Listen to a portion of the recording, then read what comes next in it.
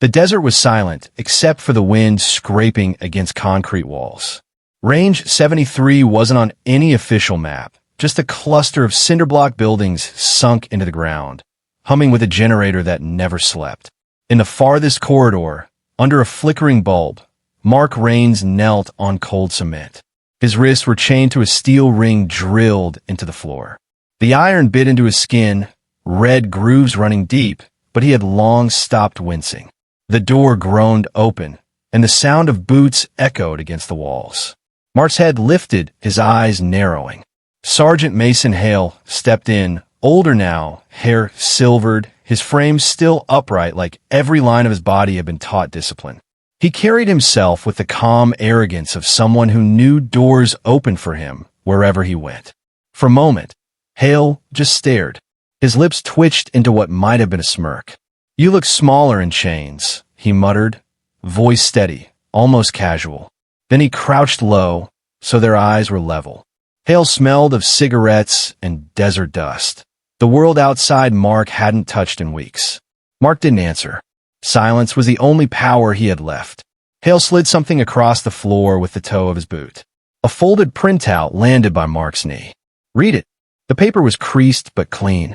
Mark leaned down, squinting in the dim light. His son's face stared back at him, grainy but unmistakable. Noah, 11, hair sticking out under his favorite baseball cap. Above the photo, in bold letters, "Missing child alert." The words blurred for a second before his eyes adjusted. Hale's voice cut through the silence, sharp as the chains binding Mark. "Your son is gone. And your friend, Evan. He's the one who took him." Mark's chest tightened. His pulse slammed against his ribs. Evan Cole? No. Impossible. The man who had pulled him out of firefights, the man Noah called Uncle Evan, wouldn't take his son. But the alert was in his hands, and Hale's eyes were steady, waiting for the disbelief to crack into rage. Mark's throat was dry. "You're lying," he forced out, voice low. Hale didn't blink. "Believe me, don't believe me. It won't change the fact that your boy is gone. You have a choice. Sit here and rot, or get up and do something about it." Before Mark could reply, another set of footsteps approached. The heavy door opened wider, and Warden Eldon Price entered. His uniform was crisp, his posture straight, but his smile had the cold efficiency of a bureaucrat who had seen too many men broken. He dangled a ring of keys, the sound metallic and final. "The general owes me a favor," Price said as if discussing weather. He knelt, unlocking Mark's chains one by one. The iron clinked, and blood rushed back to Mark's arms. From a duffel bag, Price pulled out a burner phone, a half-charged power brick, and a compact pistol. He placed them neatly in front of Mark like offerings. "I can give you one night," he whispered, his eyes dark and unreadable. Then, leaning closer, his tone dropped colder. "No witnesses." The room held its breath. Mark rubbed his wrists, staring at the items on the ground. His body was free, but the words felt heavier than the chains. Hale stood, adjusting his jacket, eyes sharp. "Clock's ticking," he said, his tone laced with satisfaction. He didn't look at the boy in the photo again. He didn't have to. The door creaked closed behind them, leaving Mark alone in the dim cell, the printout of his son's face staring up at him, the pistol glinting under the weak light. For the first time in weeks, Mark could stand. But freedom didn't feel like rescue. It felt like a trap with a countdown. He bent down, picked up the photo, and whispered so softly only the concrete could hear, "Hold on, Noah. Dad's coming." And with that, he walked out into the desert night, carrying nothing but suspicion, rage, and the single line that refused to leave his mind. No witnesses. The desert air stung Mark's lungs as he stepped outside Range 73 for the first time in weeks. The night was sharp and endless, stars scattered like cold embers across black sky. A military jeep idled near the gate. The warden didn't follow, only gave a nod to the guard. No paperwork, no words, just a silent understanding.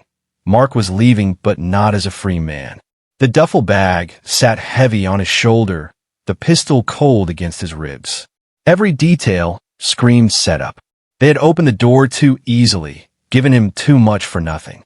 Mark wasn't a rookie. He'd spent half his life in operations where freedom was never handed out for free. This wasn't mercy. It was a test. He drove the Jeep until the glow of Range 73 shrank to a dot behind him.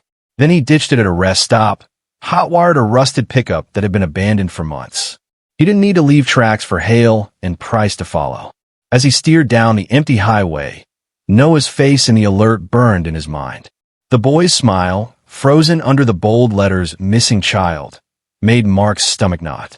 Evan's name echoed against his skull. Could Evan have done it? No, not Evan. The man had saved his life too many times. He remembered the desert of Kandahar, the night Mark had bled out behind a broken wall. Evan had carried him on his back for miles. That wasn't a man who took sons away. But the seed of doubt planted by Hale was there, and doubt was dangerous. It made every shadow look like betrayal. By the time he reached the edge of town, his thoughts had cooled into calculation. If Noah was missing, there would be signs, neighbors, police chatter, Jenna's calls. If Evan had taken him, someone would have seen. Mark needed evidence, not stories. He left the truck 2 streets away from his old home. Moving through the drainage ditch, he crouched low, the desert brush whispering against his sleeves. His boots were silent in the sand. He knew how to disappear. He'd trained for years to enter places unseen. Jenna's house sat in darkness, but one light glowed faintly from the kitchen. The back door latch caught his attention first. Crooked, loose, recently replaced. Evan had fixed it last month. But Evan never left work half done unless he was rushed or scared. Mark's stomach turned. He slipped through the back door, stepping into the kitchen. At first glance, it looked ransacked, drawers pulled, cabinets ajar, items scattered. But Mark's soldier's eye caught details others would miss. The cutlery drawer had been emptied, yet the cheap knives still lay neatly in their sheaths. Only the chef's knife was gone. The sharpening block was untouched, too. It wasn't chaos, it was staged chaos. On the table, a single cereal bowl sat with the spoon inside. Noah always placed the spoon upside down when he was done, a habit Mark had teased him about since he was little. But tonight, it lay face up, carefully placed. Too careful. He pulled out the burner phone from the duffel and searched the missing child alert. The account was brand new, no followers, no profile photo. And there it was, the detail that twisted everything. The alert listed Noah by his full legal name, Noah Thomas Rains. No one used his middle name. Not Jenna. Not Evan. Only Mason Hale, years ago, when he filled out paperwork like he owned their family. Mark exhaled slowly, tension crawling along his skin. This wasn't Evan. This was Hale. Hale had planted the story, the evidence, the fear, all to push him into the role of executioner. The kitchen smelled faintly of lemon cleaner, sharp in his nose. Someone had wiped surfaces recently, but only halfway. Another detail too neat, too deliberate. Mark pressed his back against the wall, head low, pulse steadying. If Hale thought he would run wild and kill blindly, he was wrong. This wasn't just about finding Noah anymore. It was about outplaying Hale. Mark slid the pistol into the back of his jeans, eyes sweeping the quiet room one last time. He knew exactly where he needed to go next. Evan's shop. The man Hale wanted him to kill. The man who might hold the truth. Mark tightened his jaw and slipped back out into the night. Behind him, the cereal spoon still gleamed in the faint kitchen light, perfectly upright, perfectly wrong.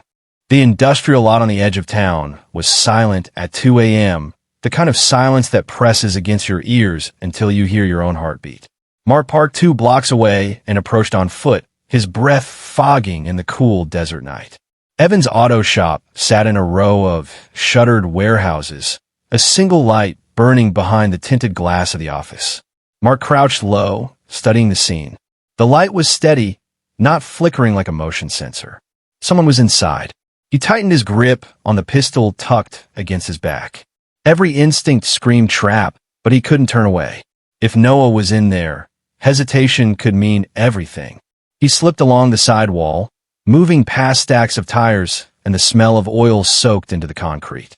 At the office window, he saw a shadow shift. Evan Cole sat at the desk, head bowed over papers, a hoodie pushed up on his arms. His movements were slow, not frantic, like a man carrying too much weight. Mark stepped inside, the door creaking just enough to announce him. Evan's head snapped up. His eyes widened as he recognized him, and for a second, shock froze his face. Then his palms lifted from the desk, open and empty. "Mark," Evan said, his voice low but steady. "You shouldn't be here." Mark closed the door behind him, his gaze unblinking. "Where is he?" His tone was flat, controlled, but his knuckles whitened against the pistol grip. Evan didn't move closer. Instead, he reached for his phone lying on the desk, slow enough to show he wasn't reaching for a weapon. He tapped the screen and turned it toward Mark. The video played, grainy, recorded just hours earlier.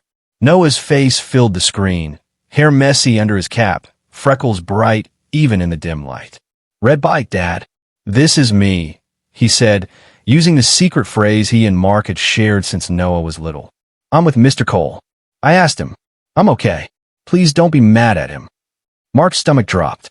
His knees nearly buckled, a wave of relief crashing into him so hard almost hurt. His son was alive. Safe. But why? Why with Evan, and not home? Mark steadied his voice. "Explain. Now." Evan locked eyes with him, his jaw tense. Hale came back. He's been circling Jenna for weeks, trying to get her to sign paperwork for some contractor deal. When he couldn't get what he wanted, he started talking about Noah. Said he'd make sure the boy had a stable future. His voice cracked on the words, anger bleeding through. "I didn't trust him. I pulled Noah before Hale could." Mark narrowed his eyes. "And you didn't think to tell me? You were chained underground, Mark." Evan shot back, louder than he meant to. He ran a hand over his face, shoulders sagging. "I've been watching Jenna's house, trying to keep them off her back. If I told you, and they intercepted it, Noah would already be gone." Silence filled the room, heavy with unspoken history. Mark's mind raced, piecing together the details. The fake alert, the staged kitchen, the crooked latch. It all fit.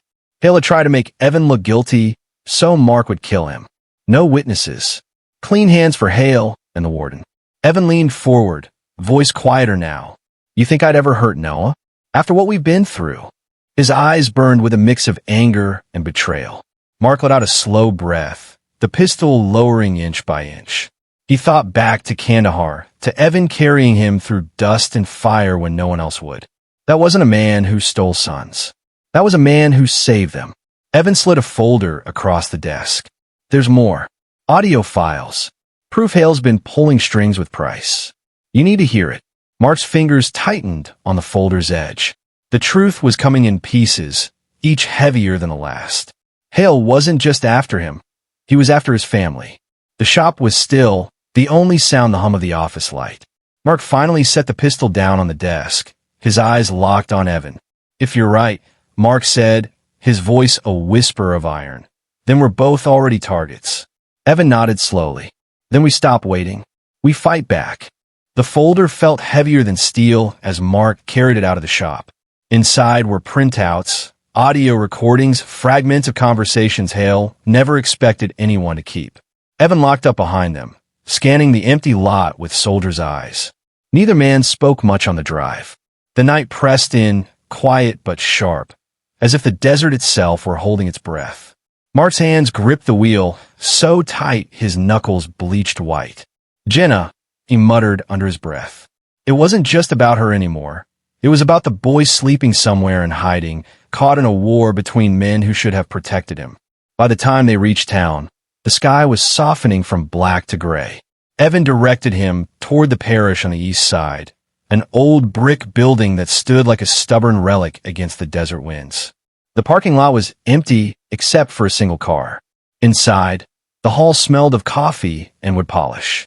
Folding chairs were stacked against the wall, and the faint hum of a vending machine filled the silence. At the corner table sat Jenna Rains, her hair pulled back in a messy knot, a hoodie swallowing her frame. She looked smaller than Mark remembered, her eyes swollen from sleepless nights. When she saw him, she stood abruptly, her lips parting as though words were there, but refused to come. "Mark," her voice cracked, soft and raw. Mark didn't move closer. His gaze was steady, unreadable. "Where's Noah?" Jenna swallowed, hands twisting the sleeves of her hoodie. "Safe," she whispered. "Evan's been helping. He knew Hale was circling." He knew what he was capable of. Mark's jaw tightened. He wanted to be angry, but the fear trembling in her hands told its own story. Still, he pressed. Why didn't you tell me? She looked down, unable to meet his eyes. Because you were locked away in that place, she said, voice breaking. And Hale said if I opened my mouth, he'd make sure Noah disappeared forever. The words sliced through the air. Mark froze. Hale had been in her orbit, pulling strings while he rotted in chains. The pieces clicked together. The staged alert, the orchestrated chaos. Hale wasn't just trying to ruin him, he was trying to own his family. Sister Carmen, the parish nun, emerged from the side doorway. She was older, with kind eyes that carried weight beyond words. She placed a gentle hand on Jenna's shoulder. She's been hiding here, the nun explained softly. He can't touch her here. Not yet. Evan stepped forward, sliding the folder onto the table. He will, though, unless we stop him. He opened it, revealing the printed audio transcripts. Hale's voice came alive in the small hall, captured in cold sentences. Price can scrub the cameras. One night, and this is over. Make the father do the dirty work. Then clean up after. The room fell still. Jenna flinched at the sound, tears pricking her eyes. Mark's chest rose and fell in heavy silence. Jenna finally pushed a small envelope across the table. Her hands shook as she did it. There's more. Something I should have told you years ago. But I couldn't. I was afraid. Mark's eyes narrowed, staring at the envelope. It wasn't thick, just a few papers inside, but the way she looked at it, trembling, avoiding his gaze, made his pulse quicken. What is it? He asked, voice low. She shook her head. Not yet. You need to see everything first. Then you'll understand. Mark reached for it, but her hand closed over his, desperate. Please, not now. If you open it before you're ready, it'll destroy you. His hand froze. Evan's jaw clenched. He wanted to press, but the weight of Jenna's fear held him back. Sister Carmen spoke quietly, her voice steady. Sometimes sins find their own light. Sometimes all you need to do is aim the lamp. Mark leaned back, staring at the envelope like it was alive. Every instinct told him this was the beginning of something bigger, darker. Something Hale had been using against them. Evan broke the silence. We can't wait. Hale and Price won't stop. They gave you one night, Mark. That means they've already set the stage for the ending. Mark's eyes stayed locked on Jenna. She wouldn't look at him, only at the floor. The envelope sat between them, silent and accusing. Mark finally exhaled, steadying himself. Then we use this night, he said, voice like iron. But we don't play by their rules. The faint glow of dawn pressed against the stained glass windows, throwing fractured colors across the floor. The night of secrets wasn't over. It was only beginning. Mark didn't open the envelope. He slid it inside his jacket like a live wire and looked from Jenna to Evan to Sister Carmen, grounding himself in the room's ordinary details. The stacked chairs, the coffee ring on the table, the hum of the vending machine. Ordinary anchors help when the night tries to tilt. We make this public, he said. No more rooms where they control the lights. Evan nodded. Layla. Jenna's fingers trembled. If you go after him, he'll come here. Sister Carmen squeezed her hand. He'll find what he's not ready to meet. Evan dialed. Layla answered on the second ring. Voice alert, engine noise behind her. Evan spoke fast. Off-book cell, warden's favor. Audio clips one night. He dropped a pin to the parish lot. I'll be there in 10, she said. Not recorded. Live. If this is as dirty as it sounds, we don't let anyone cut the feed. Mark pulled the burner out and set it face down on the table, staring at it like it might bite. He expects one call, he said. He expects me to say the line he gave me. Say it, Evan replied. But say it to a camera. Layla swept in with a backpack and a windbreaker, hair up, eyes moving in precise arcs like she was already framing the shots. She clicked open a body cam with picture-in-picture overlay and a phone gimbal with redundant upload. 3 backups, she said, laying them out. If one goes dark, the other 2 keep breathing. Who's making the call? I am, Mark said. Layla stepped close, adjusted the mic on his collar. Keep your answers short. Agree with everything. Criminals love the sound of their own confirmations. Jenna hovered a step away, arms crossed tight. "Don't let him hear my voice," she whispered. Mark nodded without looking, and that tiny lack of eye contact hurt them both. Sister Carmen pulled out an old Android and tapped a message to someone labeled due. "Deputy Morales," she said softly when Mark glanced. "His father served with your unit. He will bring eyes, not a broom." Layla raised a brow, but didn't object. "Fine, but my stream goes first." Mark picked up the burner. His thumb hovered, then pressed. The ring clicked once before Hale answered. No hello, just breath, then the calm he used on new recruits. "Well, it's done," Mark said flat. "No witnesses." A beat. Mark pictured Hale turning his ring with his thumb, that nervous habit he'd learned to read years ago. When Hale replied, satisfaction warmed his tone like a hand over a coal. "Good soldier. Price will meet you where we talked. 40 minutes. "Where?" Mark asked, playing dumb because Hale liked being the smartest man in the room. "Feed store off State Road 9. Back lot." The call ended. The phone weighed less now, like a tool instead of a leash. Layla's eyes flicked to the timestamp. "We need positions. One camera on you, one on the approach, one wide. If he brings muscle, you let me talk. If he brings cops, even better." Jenna reached into her pocket and pulled out Noah's blue cap. She placed it in Mark's hands like a prayer she didn't have words for. "Bring him home," she said. "I will," Mark answered, and believed it in his bones. They moved.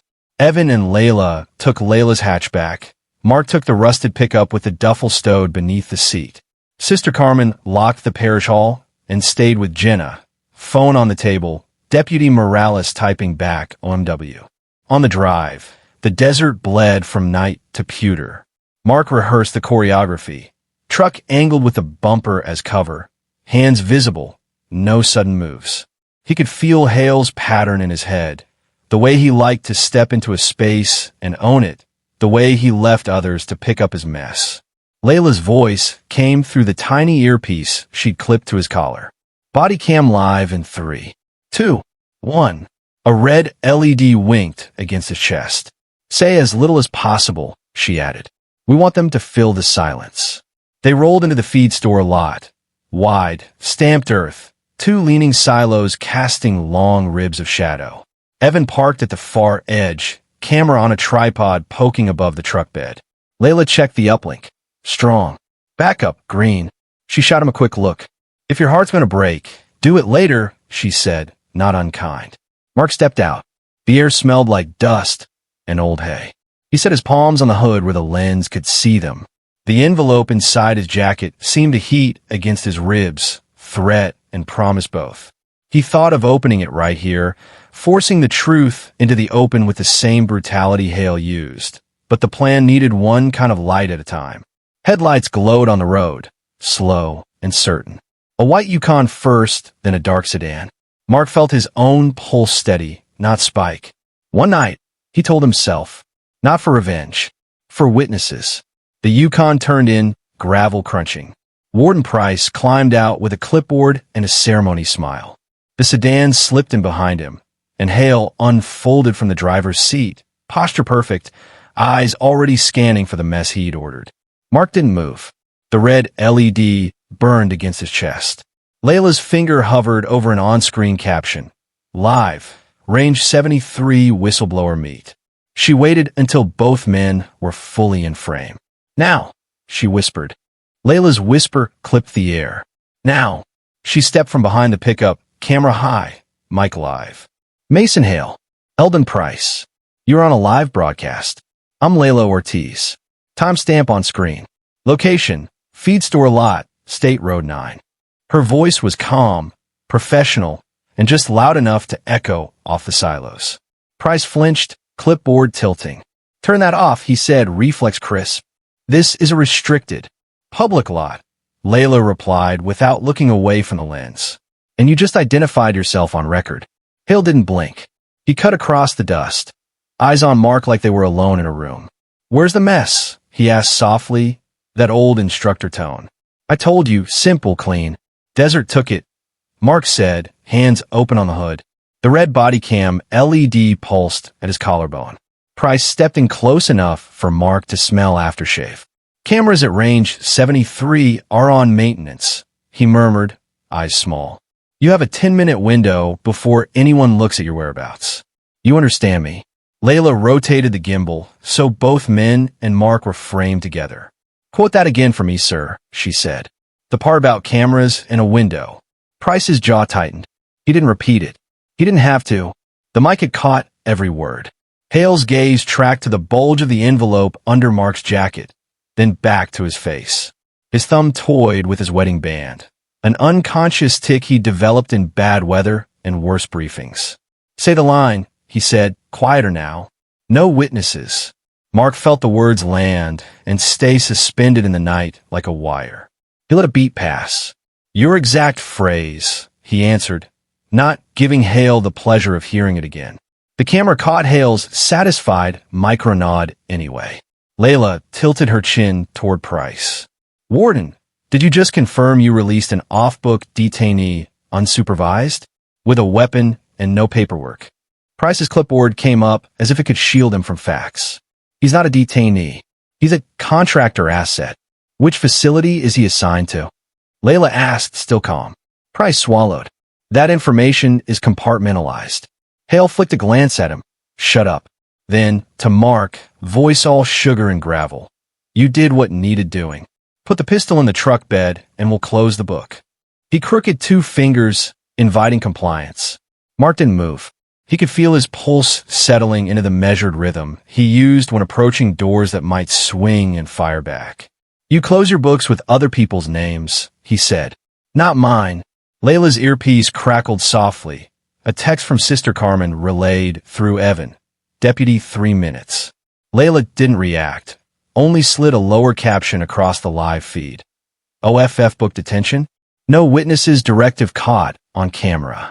The viewer counter ticked upward, a silent flood. Mr. Hale, Layla said, lens steady. Did you instruct Mr. Raines to eliminate a private citizen tonight? Hale smiled the way he used to at rookies. Mentor on the outside, blade underneath. I instructed a man to handle a problem he created. The kind of problem that doesn't need a jury. Solicitation of murder, Layla said clearly for the transcript. On tape. Ma'am. Price warned, eyes darting to the road. You're interfering. Documenting, she corrected. There's a difference. Hale shifted closer, and Mark slid a half step behind the bumper, the truck's metal line becoming a quiet wall between them. Hale's hand drifted near his belt. The body cam caught it. Layla's mic caught the faint scrape of leather. Hands, Mark said, not loud, not pleading, just a boundary drawn with breath. He didn't look at Hale's hand. He looked at Hale's face, at the cool calculation there, at the pressure he'd put on Jenna for weeks at the boy in a ball cap, saying red bike into a phone. For the first time, something in Hale's eyes flickered. Maybe it was the sight of the lens, so close, the red light, so steady. Maybe it was the math changing, viewers rising, options narrowing. Price tried the old tactic, bureaucratic fatigue, as leverage. Raines, this is bigger than you. Sign what needs signing. Let us manage the rest. We heard you manage cameras, Layla said. Wind hissed across the lot, pushing salt grit against boots. Far off, the faintest hint of a siren threaded the air, so thin you could mistake it for imagination if you wanted to. Hale heard it. His ring twitched faster. Last chance, he said, voice going hard. Hand me the piece, get in the Yukon, and this ends clean. Mark's fingers didn't move. Clean for who? A comment banner scrolled across Layla's screen. And no witnesses. Then another. Who is this warden? The feed was no longer a stream. It was a tide.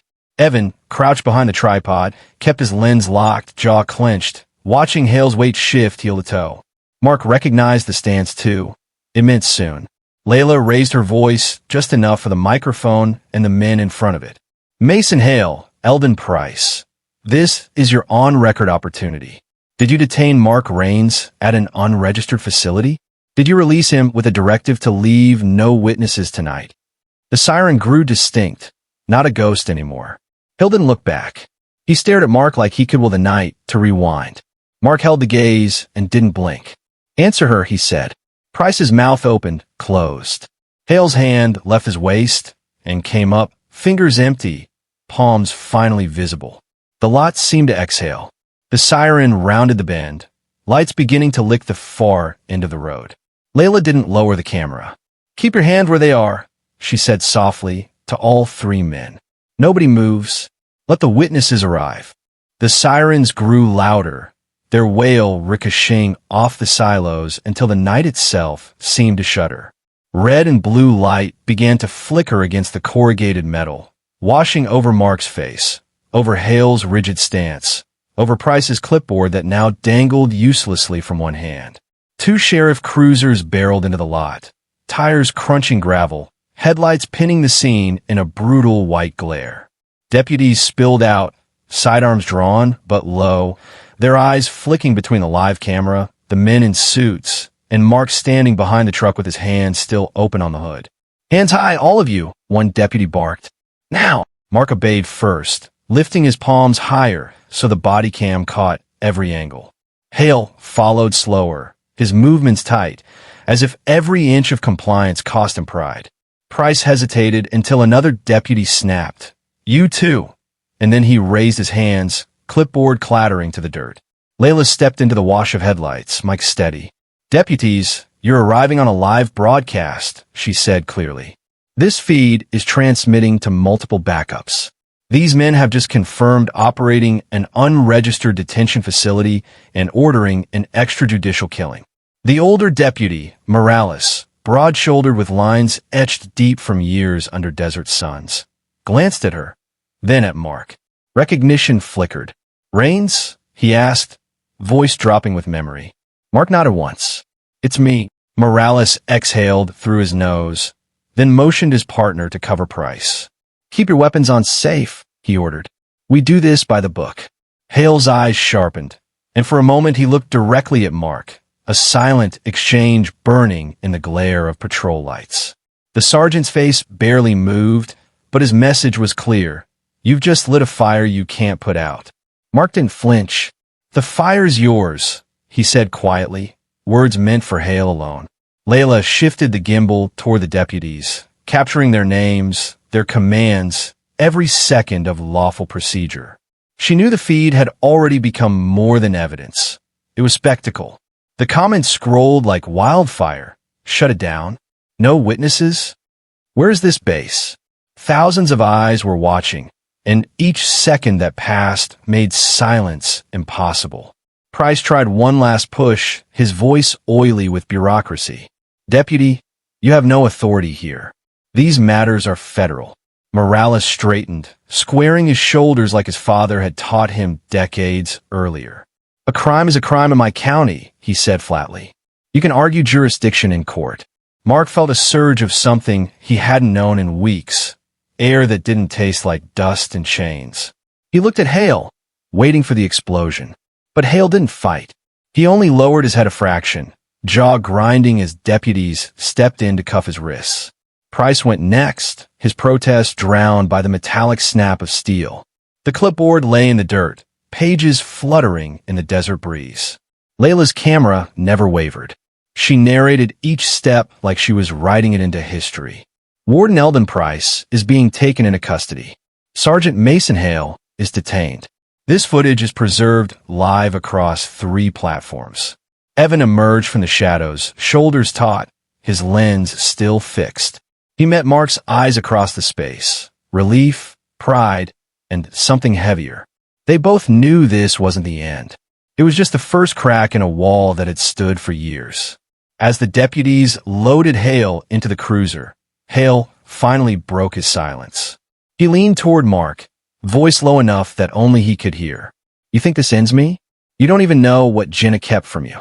His eyes gleamed with malice, not fear. "Open the envelope." The cruiser door slammed, cutting him off, but the words burrowed deep.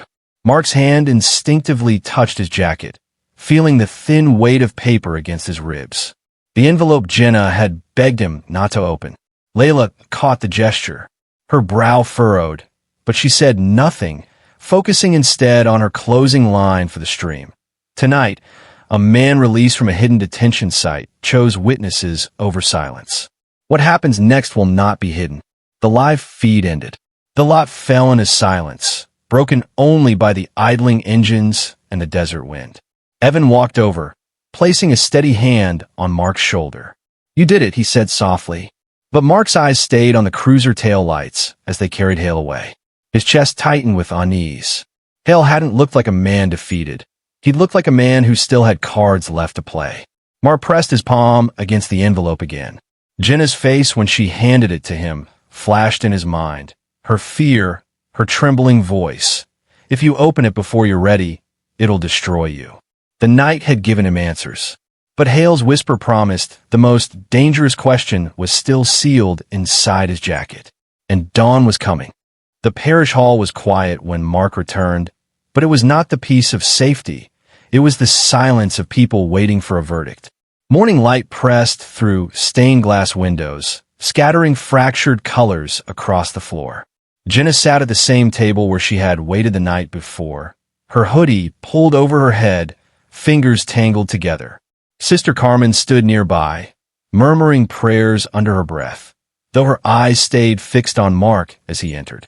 Evan followed close behind, dust clinging to his boots. Layla slipped in last, her camera finally powered down, the live stream stored but not forgotten. She set her bag on a chair, her voice sharp with exhaustion. "The footage is everywhere now. They can't bury it." But Hale's words, she glanced at Mark. He wanted you to hear something specific. Mark didn't sit. He leaned against the wall, one hand pressed to his jacket where the envelope rested. Hale's taunt echoed in his ears. "You don't even know what Jenna kept from you. Open it." Jenna noticed the gesture. Her breath hitched, shoulders curling inward. "Mark," she whispered, "not now. Please. Not after everything tonight." Mark's jaw clenched. "He said you've been keeping something from me. That this," he tapped the envelope, "is the key." Jenna's eyes filled, tears she fought to blink away. "It's not what you think. It's worse. And if you read it without hearing me first, you'll only hear his version." Evan stepped forward, voice steady but cautious. "She's right. Hale weaponizes the truth. He's been doing it for years. That envelope, it's probably the reason he's obsessed with Noah." Layla folded her arms, studying them. If it's evidence, hiding it helps him. If it's personal, hiding it helps him too. Secrets are his currency. The room pulsed with tension. Mark pulled the envelope from his jacket. Its paper soft from being handled too much, its seal still unbroken. He weighed it in his hands, the way he had weighed explosives before, aware that opening it could change the shape of everything. Jenna rose abruptly, her chair scraping against the floor. "If you open it now, let me speak first. Let me tell you why I stayed silent.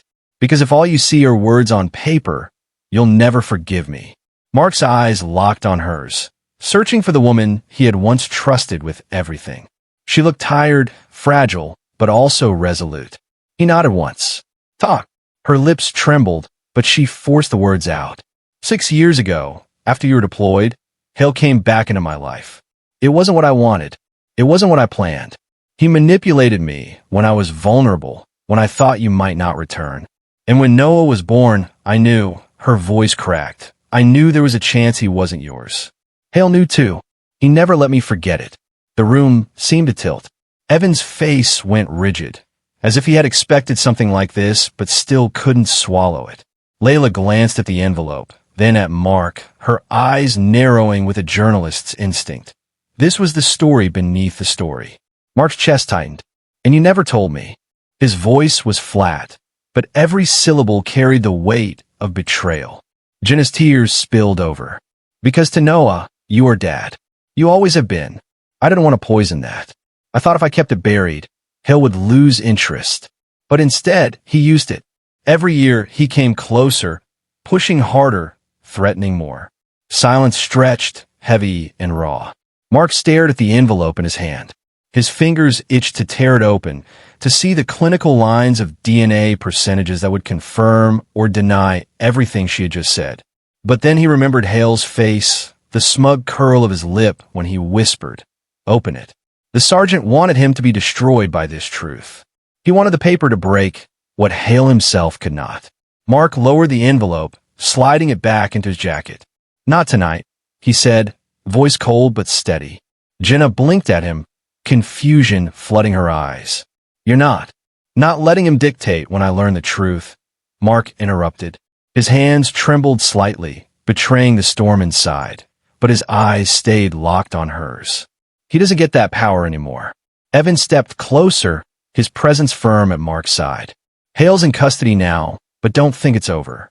Men like him leave trails. The contractors, the warden, they'll try to bury this before morning. We need to move fast. Layla nodded. The footage is live, but footage alone isn't enough. We need documents, records, proof that connects Range 73 to the missing equipment and to Hale's leverage. Something that makes it impossible for the higher-ups to close ranks. Sister Carmen finally spoke, her voice calm but carrying weight. The night gave you one kind of freedom, she said, but the day will ask for another. Decide which truth you want to live with before the sun is high. Mark sank into a chair at last, exhaustion clawing at his body. His mind felt torn in two, half clinging to Noah's smile, half anchored to the envelope in his pocket. Hale might have been behind bars, but his shadow was still in the room, curling around them all. The night wasn't over. It had only changed shape, and dawn was already seeping in through the stained glass. Morning didn't feel like salvation. It felt like the beginning of a chase. The parish hall, once a refuge, now seemed fragile in daylight. Dust motes drifted lazily through beams of stained glass, as if mocking the urgency that gripped everyone inside. Mark sat at the long table, head bowed over the folder of transcripts Evan had collected. The audio was damning, yes, but he knew Hale's reach stretched further than one night's words. Men like him planted roots deep, in places cameras and live streams couldn't touch. Layla paced, phone pressed to her ear, switching between burner numbers and encrypted apps. Some of the footage already went dark, she announced. Mirror accounts are holding up for now, but someone's working overtime to scrub. Evan leaned against the wall, arms crossed, his expression carved from stone. Contractors, he muttered. They'll bury Range 73 as quick as they buried Mark.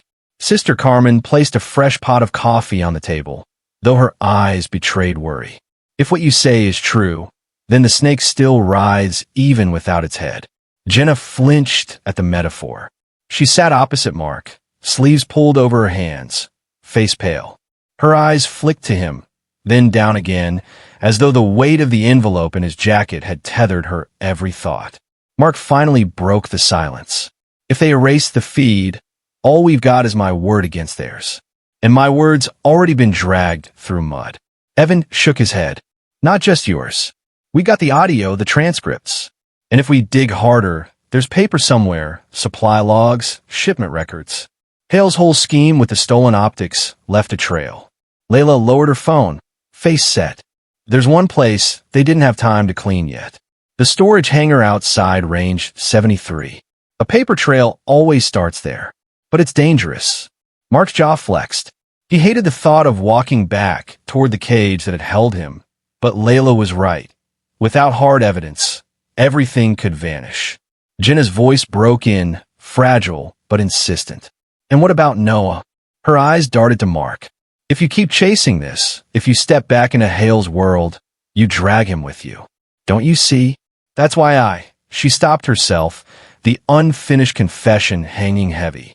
Mark's hand pressed instinctively against his jacket where the envelope sat. He could feel its edges through the fabric, whispering that Hale's poison wasn't finished. He stared at Jenna, then at the others. I can't protect Noah by pretending this doesn't exist. If Hale used him once, others will too. We need to cut the roots, not just the branches. Layla zipped up her jacket. Then we go, but fast before they lock it down. Evan grabbed his gear, his movement sharp with old combat rhythm. We'll need 2 cars, split approach. If they're expecting us, at least one of us gets through. Jenna stood abruptly, panic flashing across her face. You're not hearing me. Hale isn't finished. He still has people, contracts, favors. Even in chains, he'll reach you. And that envelope, her voice cracked, desperation spilling through.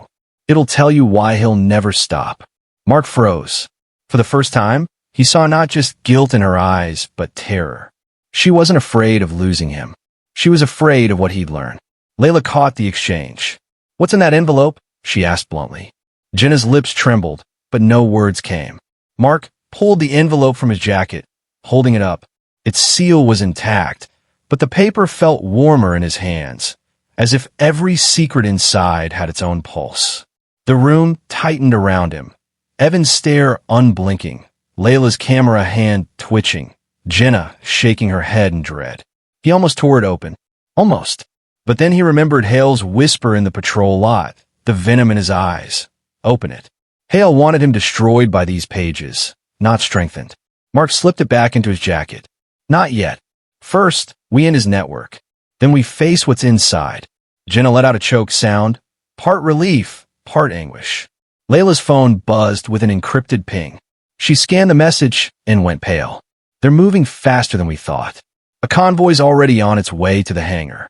If we don't leave now, the trail is gone. Evan grabbed the keys. Then we move now. Mark stood, shoulders heavy but unyielding. His mind burned with one question.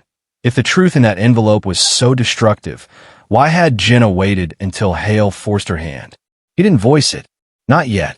As they filed out of the parish hall into the morning sun, Noah's blue cap still sat on the table where Jenna had placed it hours before.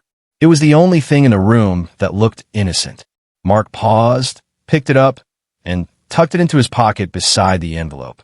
Two truths side by side, one pure, one poisoned, and only one of them could decide what kind of father he really was. The desert stretched flat and endless as Mark steered the rusted pickup toward the hangar. Heat was already rising off the sand, even though the sun had barely cleared the horizon. Dust clung to the windshield, turning the world ahead into a blur. Evan followed in Layla's hatchback, a few car lengths back, her camera already mounted on the dash, recording every mile. They drove in silence, each lost in thought. For Mark, the envelope pressed against his ribs like a stone, heavier with every mile. For Evan, the mission focus was familiar. Keep your head, watch the angles, anticipate ambush. And for Layla, it was purpose, a story too big to be buried, a truth too dangerous to ignore. When the hangar came into view, Mark's gut clenched. A corrugated metal giant squatting in the sand. It looked abandoned, but the faint shimmer of heat around it gave it away. Engines had been running here recently. The access road was lined with fresh tire tracks, not yet erased by the wind. Evan's voice crackled through the walkie, clipped to Mark's dash. Convoy's already been here. 3 vehicles, heavy loads. Whatever they're cleaning, they've started. Mark slowed, parking the truck behind a berm of dirt. He stepped out, scanning with narrowed eyes. The hangar's side door stood ajar. 2 men in contractor uniforms hauled boxes toward a flatbed truck. Their movements were rushed, sloppy, as though they were racing a clock. Layla slipped beside Mark, lens already trained on the scene. This is it. Hard evidence. She adjusted her mic. If they get those boxes out, everything connecting Hale to Range 73 vanishes. Mark's instincts screamed to move and hard and fast, but Evan placed a hand on his shoulder. We go in quiet. Get proof before they torch us. Cameras first, questions later. They circled wide, hugging the hangar's shadow. The closer they got, the clearer the markings on the boxes became, stencils of military codes, serial numbers, and contractor logos. Some were stamped thermal optics, classified distribution. The missing shipment. Proof Hale had framed him. Mark's chest burned with fury, but he held it in check. Rage wouldn't keep the trail alive. Proof would. Inside the hangar, it smelled of oil and dust. Fluorescent lights buzzed overhead. More boxes were stacked along the walls, some open, revealing crates of equipment that should never have left government storage. A laptop sat on a folding table, files pulled up on screen. Layla darted to it, camera rolling. Inventory logs, she breathed. Serial numbers. Transactions. Transfers. She angled the lens so every detail was captured. Evan rifled through a half-open crate. This is the smoking gun. Contracts, shipments, black market sales. Hale was running this for years. Mark moved deeper into the hangar, every sense alert. Then he froze. Voices. From a far end, 2 more men entered, armed, not contractors, but private security. Their eyes swept the space, and one spotted Mark immediately. Hey, Mark's pistol was out before the word finished. Don't. His voice was ice. The guard hesitated, hand twitching toward his holster, but Mark stepped forward, steady aim trained on his chest. Think carefully. You fire, and the whole desert will hear. Layla swung the camera, catching everything. The confrontation, the armed men, the crates. You're live, she said sharply, though the feed wasn't truly live this time. The bluff was enough. The guards stiffened, exchanging uncertain looks. One cursed under his breath, then lowered his hand. The other followed, muttering, "We don't get paid enough for this." Mark didn't lower his weapon. He gestured with his free hand toward the exit. "Walk. Now." They obeyed, shuffling out into the desert glare, their retreat hurried. Layla exhaled. They'll be back with more. We don't have much time. Evan pulled a binder from one of the crates, pages thick with signatures and authorizations. He flipped through, then froze on a page. His jaw tightened. Here, Hale's name, and prices. Right here, tied to shipments and payouts. Mark stepped closer, scanning the signatures, the dates. It was undeniable. The paper trail Hale had tried to erase now sat in their hands. But even as triumph flickered, Mark felt the envelope in his pocket again, as though mocking him. Hale's whisper returned, louder now. You don't even know what Jenna kept from you. For a moment, the crates and signatures blurred. He saw only Noah's face, the boy's smile, his cap in Mark's pocket, and beneath it all, a truth Hale had twisted into a weapon that hadn't even been unsheathed yet. Evan's voice cut through. We've got enough to bury him. Layla's camera whirred, capturing every detail. If we make it out of here alive. Mark nodded, forcing his focus back to the present. Then we move. Now. But as they turned toward the exit, engines rumbled in the distance. More vehicles. Dust clouds rising fast. Hale might have been in chains, but his network was still coming. And this time, they weren't coming to clean, they were coming to erase. The rumble grew into a roar, bouncing off the hangar walls. Dust clouds rolled closer, blotting the horizon. Mark's gut tightened. This wasn't a clean-up crew. It was muscle, the kind sent to finish what Hale couldn't from behind bars. Evan shoved the binder into his pack. 3 trucks, maybe 4, he muttered, glancing through a crack in the hangar door. Armed. They're not here to negotiate. Layla steadied her camera, her face pale, but resolute. If we're caught inside, they torch the place with us in it. We need to move now. Mark weighed the options. Run and risk losing the evidence, or stand and risk losing their lives. He pressed a hand against his jacket, feeling the envelope again, as if Hale's voice had traveled with the convoy. You don't even know what Jenna kept from you. His jaw clenched. Not now. Evan backdoor. Layla, keep rolling no matter what. If we don't get out, this footage does. They slipped through the rear exit, just as the first convoy screeched to a halt out front. Tires spat gravel. Men spilled from the vehicles, rifles slung, shouting orders. Mark pulled Layla and Evan down into the ditch that ran behind the hangar. The air smelled of hot rubber and gun oil. From their cover, they watched as the guards stormed the hangar, their voices echoing. Boxes. Sweep everything. Leave nothing behind. Layla whispered, if they find the laptop, they will. Evan cut in grimly. That's why we got to survive with what we took. Mark's mind worked fast. We can't outrun 4 trucks. We need witnesses again. We need noise. Layla's eyes darted to her camera. Noise I can do. She powered her uplink. Not just recording, streaming. Right now, the little red light blinked to life. Within seconds, comments began trickling across the screen. She whispered into the mic. Viewers, you're seeing private security raiding a federal contractor hangar tied to missing weapons shipments. Watch closely. One guard emerged, dragging the laptop, shouting into a radio. Another barked, clear the crates. Burn the rest. The words went live. Thousands saw. The feed swelled. But then Mark heard it, footsteps crunching in the ditch. One of the guards had swung wide, scanning with a flashlight. The beams sliced through the shadows, creeping closer. Mark motioned Evan and Layla down. He crouched, every muscle coiled. The beam swept past, then snapped back. Here, the guard shouted. Mark launched before the man could raise his rifle. They crashed into the dirt, the flashlight spinning away. Mark's fist connected once hard, dropping him silent. Evan dragged the body deeper into shadow. That was too close. But shouts erupted from the hangar. More men spilling out, lights sweeping. They had seconds. Layla whispered urgently. The feed's climbing. 50,000 watching. Deputies will come if they see this, but we need to hold until then. Mark grabbed the rifle from the downguard.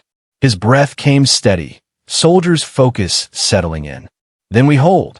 Engines roared again, one truck breaking from the others, circling toward the ditch. Headlights swept across them like a spotlight. Evan cursed. They're flanking us. Mark steadied the rifle, eyes cold. He wasn't aiming for blood, just tires. He fired.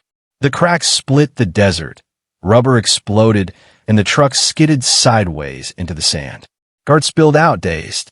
Layla caught it all, narrating into the mic, private security attempting armed assault on whistleblowers. This is live. Mark felt the tide turning. Not in their favor yet, but away from silence.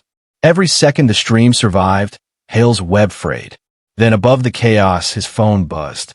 Not the burner. The old cell he hadn't touched since before Range 73. Against his ribs, it vibrated insistently.